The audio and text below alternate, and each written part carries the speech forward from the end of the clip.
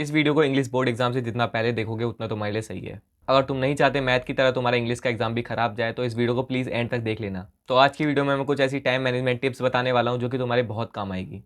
And मैंने class 10th में 40 number score करे थे और मेरी सबसे बड़ी गलती थी time management and paper presentation. तो भाई मैंने ये चीज़ कभी किसी वीडियो में बताया नहीं जो मैं आज बताने वाला हूँ, तो प्लीज़ इस वीडियो को एंड तक देख लेना। एंड 18 के सब्सक्राइबर का टारगेट है तो भाई सब्सक्राइब कर देना। और मैंने देखा भाई तुम लोग ना सब्सक्राइब नहीं करते हो, अगर मैं नहीं बोल रहा तो मैं अभी बोल रहा हूँ भाई कर दो, ठीक है। मतलब यार अगर इस वीडियो को 10,000 लोग देखते तो 10,000 सब्सक्राइबर बढ़ जाएंगे।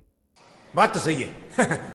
सुनो भाई, तुम्हारा सबसे पहला काम होगा इंग्लिश का सिलेबस कंप्लीट करना। भाई इंग्लिश का सिलेबस कंप्लीट कर लो। इंग्लिश का सिलेबस कैसे कंप्लीट करोगे, तुम्हारा तीनों सेक्शन कंप्लीट करना है तो तुम यूट्यूब पर फॉलो कर सकते हो अनुराग सर को। इन्होंने बहुत अच्छे से फ्री में यूट्यूब पे पढ़ा दिया है, तो तुम 2x में वीडियो देख सकते हो। बाकी सिलेबस कंप्लीट करने का तुम्हारा मेन काम होगा टाइम मैनेजमेंट। भाई अगर तुम्हें पूरा पेपर आता होगा ना, बट अगर तुम टाइम मैनेज नहीं कर पा रहे तो तुम्हारा पेपर छूट जाएगा और तुम्हारे नंबर नहीं आएंगे। और जब ऐसा होता है ना तो बहुत दुख होता है भाई। और भाई तुम्हें टाइम मैनेज करना है भाई, बहुत इंपॉर्टेंट चीज है। सबसे पहले तुम्हारे हाथ में पेपर आएगा, स्टार्टिंग के 15 मिनट मिलेंगे, उसके अंदर तुम्हें पेपर रीड करना है, ठीक है। पूरा पेपर अच्छे से मत पढ़ना, ऊपर ऊपर से देख लेना क्या क्या क्वेश्चन आ रहे हैं, कैसा लेवल है पेपर का, बस। उसके बाद तुम्हें आंसर पैसेज रीड करना है। आंसर पैसेज को सिर्फ आंखों से देखना है, ठीक है, ज्यादा मत घुसना उसके अंदर, बहुत ज्यादा टाइम चले जाएगा। आंखों से पढ़ना मतलब तुम्हें सिर्फ समझना है कि आंसर पैसेज किस टॉपिक के बारे में दिया है, उसके बाद तुम्हें उसके क्वेश्चंस रीड करने हैं, फिर समझ आ जाएगा तुम्हें कि आंसर पैसेज है किस बारे में।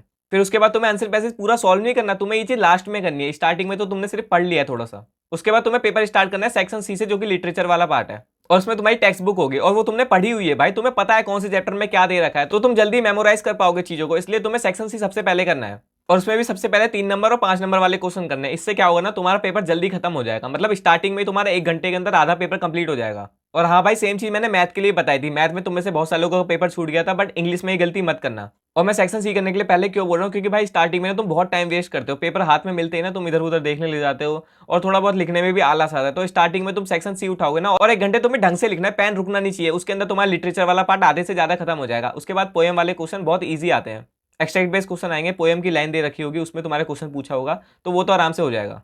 और भाई तुम्हें ध्यान देना है लिखने पे, ठीक है। 2 नंबर वाले क्वेश्चन हमेशा इतना आसान होगा ना, तुम्हारा मन करेगा बहुत कुछ लिखने का, बट 2 नंबर ही मिलेंगे उसमें, कितना भी लिख दो।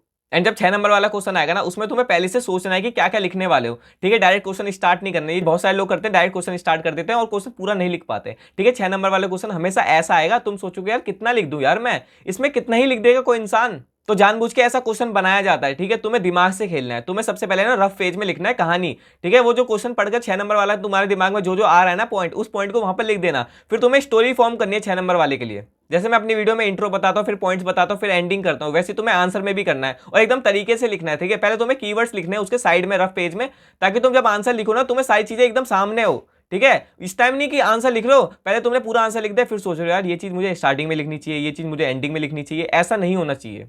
और भाई यहाँ तक करने का तुम्हारा आधे से ज्यादा पेपर हो जाएगा। और मैं जो चीजें बता रहा हूँ ना भाई, उससे तुम्हारा बहुत टाइम बचेगा, ठीक है। उसके बाद तुम्हें आंसर पैसेज नहीं करना है, ठीक है। और कुछ लोग बोलेंगे स्टार्टिंग में आंसर पैसेज करना चाहिए, भाई मत करो, ठीक है। एंडिंग में क्यों करने के लिए बोल रहा हूँ, क्योंकि स्टार्टिंग में ना आंसर पैसेज में ज्यादा टाइम लग गया अगर, तो तुम जब लॉन्ग क्वेश्चन आंसर करोगे तो तुम उसको छोड़ दोगे, कभी आधा कर दोगे, क्योंकि भाई तुम्हारे पास टाइम कहाँ है, तुमने तो लास्ट में अटेम्प्ट किया ना ये सब। तो इस वजह से तुम्हें बहुत ज्यादा दुख होगा। मतलब जो आता था वो तुम कर नहीं पाए, और जो नहीं आता था वो भी ढंग से नहीं हो पाया।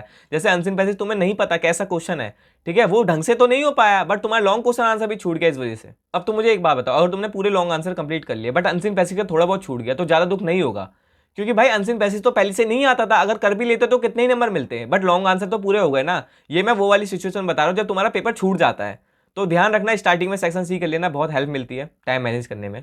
एंड उसके बाद तुम्हें लेटर लिखना है, ठीक है। क्वेश्चन आंसर लिखने के बाद तुम्हारे हाथ का वार्म अप हो गया, ठीक है। जैसे मतलब जिम में होता है ना कि छोटे डंबल उठा के वार्म अप हो जाता है, वैसे क्वेश्चन आंसर करने के बाद तुम्हारा वार्म अप हो जाता है। उसके बाद लेटर में ना तुम्हें ज्यादा लिखना होता है, तो उसमें तुम्हारा वार्म अप तो होना जरूरी है हाथ का, ठीक है। उसके बाद तुम ढंग से लिख सकते हो लेटर और एनालिटिकल पैराग्राफ, ठीक है, वो आराम से हो जाएगा। वो दोनों करने के बाद तुम्हें ग्रामर करना है, और ग्रामर तुम्हारी 15 से 20 मिनट में आराम से हो जानी चाहिए, क्योंकि उसमें क्या होता है बहुत ईजी होता है।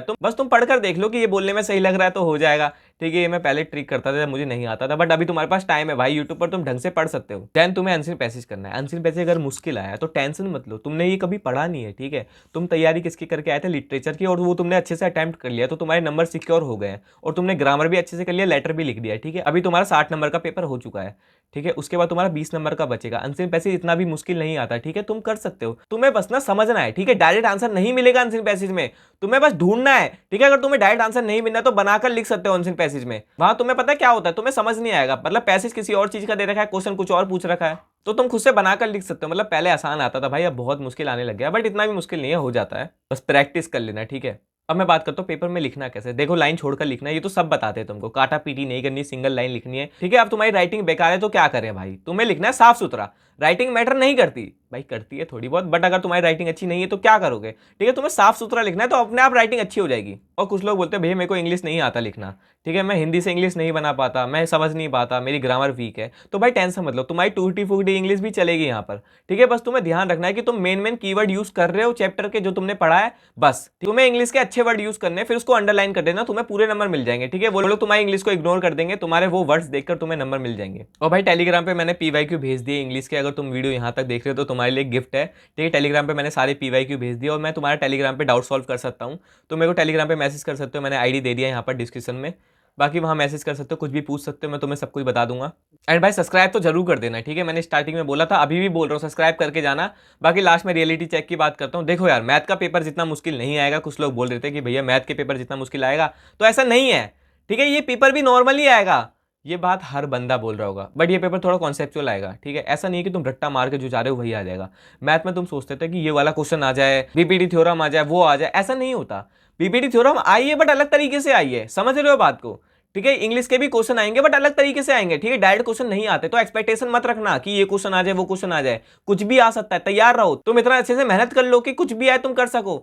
मोटिवेट रहो हमेशा, पढ़ाई ढंग से करो, एक्सपेक्टेशन मत करे करो पेपर से कि पेपर आसान आएगा मुश्किल आएगा, ठीक है। एंड रिजल्ट का भी मत सोचा करो कितने नंबर आएंगे, भैया मेरे 60 नंबर बन रहे हैं, भाई नंबर ज्यादा आते हैं हमेशा एक्सपेक्टेशन से, ठीक है। मैं भी सोचता था मेरे 50% बनेंगे, मैं फेल हो रहा हूं, बट मेरे 80% आ गए ना, मैं खुश हूं भाई अब लाइफ में, ठीक है। एंड ऐसा ही होता है भाई, इतना मतलब इतना मुश्किल वाला बात, इतना टेंशन वाला बात नहीं है, ठीक है। तुम्हारा पेपर अच्छा ही जाएगा कल का, ऑल द बेस्ट।